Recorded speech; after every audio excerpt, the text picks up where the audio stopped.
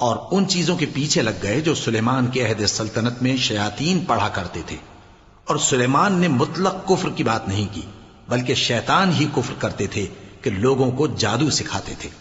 اور وہ یعنی بنی اسرائیل ان باتوں کے بھی پیچھے لگ گئے جو شہر بابل میں 2 فرشتوں یعنی ہاروت اور ماروت پر اتری تھیں، اور وہ دونوں کسی کو کچھ نہیں سکھاتے تھے جب تک یہ نہ کہہ دیتے کہ ہم تو ذریعہ آزمائش ہیں، تم کفر میں نہ پڑو۔ غرض لوگ ان سے وہ چیز سیکھتے جس سے میاں بیوی میں جدائی ڈال دیں، اور اللہ کے حکم کے سوا وہ اس چیز سے کسی کا کچھ بھی نہیں بگاڑ سکتے تھے، اور کچھ ایسے منتر سیکھتے جو ان کو نقصان ہی پہنچاتے اور فائدہ کچھ نہ دیتے۔ اور وہ جانتے تھے کہ جو شخص ایسی چیزوں یعنی سحر اور منتر وغیرہ کا خریدار ہوگا اس کا آخرت میں کچھ حصہ نہیں، اور جس چیز کے عوض انہوں نے اپنی جانوں کو بیچ ڈالا وہ بری تھی۔ کیا اچھا ہوتا جو وہ اس بات کو جانتے۔